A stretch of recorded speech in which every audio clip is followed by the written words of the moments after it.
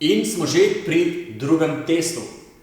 Drugi test je eden najpomembnejših, zato ker pri tem testu pogledate in preverimo, ali imate način stabilizacije hrbtenice, s katerim se lahko obvarujete pred pojavom bolečin.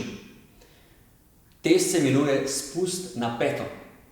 S tem testom, ko se spustimo na peto, povzročimo vibracijske sile in kompresijske sile skozi hrbtenico in na ta način lahko izzovemo bolečino, vkolikor je hrbtenica že rahlo poškodovana. Poskusili bomo tudi drug način testa, s katerim bomo učvrstili trup in če se bo bolečina zmanjšala, imate že en del pomembnega odgovora, kako se lahko pred bolečino izognete. Torej, gremo najprej tako, da bodimo sproščeni v trupu, prvi del testa, torej smo sproščeni v trupu, kar se da, tudi v ramenih smo sproščeni, probamo se čisto tako sproščeno stati in v tem položaju gremo kolikor se da gor na prste in se sproščeno, brez strahu, spustimo dol. Probamo še dvakrat. Tako, še enkrat. Tako. Sami boste videli, koliko lahko dodajate prostega padca. Poskušajte ne zaustavljati padca dol. Torej, mora priti do vibracij. Test delamo lahko s čevlji ali pa bosi.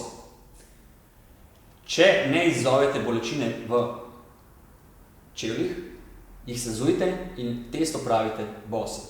Okay?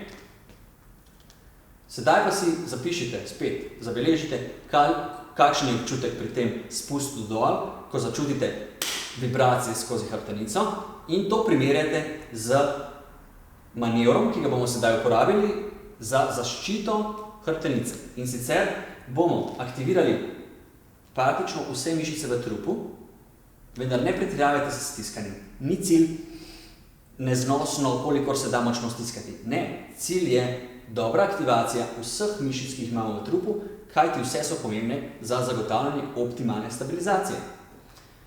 Pomeni, da bomo rahlo stisnili roke k sebi, s tem bomo aktivirali mišico latissimus in pa prsne mišice. Poleg tega si lahko še prste takole porinete in iz strani v trebušno steno in v prednji del trebušne stene. In preverite, ali je čvrsta. Torej, morate narediti tak nežen oklep okoli hrbtenice. Tako. V tem trenutku, ko se takole čvrstite, spet se dvignete gor na prste in gremo se spustiti dol. Gremo še nekaj z večjo silo dol. Tako. Super, da se začuti v tresljaji tudi v tleh. Tako. Se počutiš bolj sigurnega kot prej, čutiš manj vibracij skozi hrbtenico. Ne? Tako. Vkolikor vam ta manever učvrščanja, torej, da se s prsti dotaknete in močno pritisnete noter v trebušno steno spredaj, iz strani, zadaj potipajte mišice in pa da učvrstite prsne in pa tele stranske mišice in se v tem položaju vržete dol. Vkolikor vam ta manever bolečine občutno zmanjša ali celo odpravi, ste že prišli deloma do odgovora, torej kako se bolečin izogibati.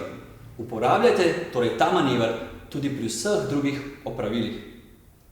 Dvigovanje, sklanjanje, hoja. In naučite se prilagajati intenzivnost učvrščanja.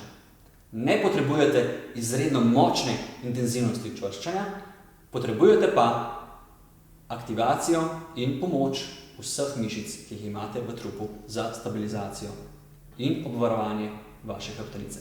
Tako boste umirili bolečine in omogočili hrbtenici, da se odpočije in rehabilitira.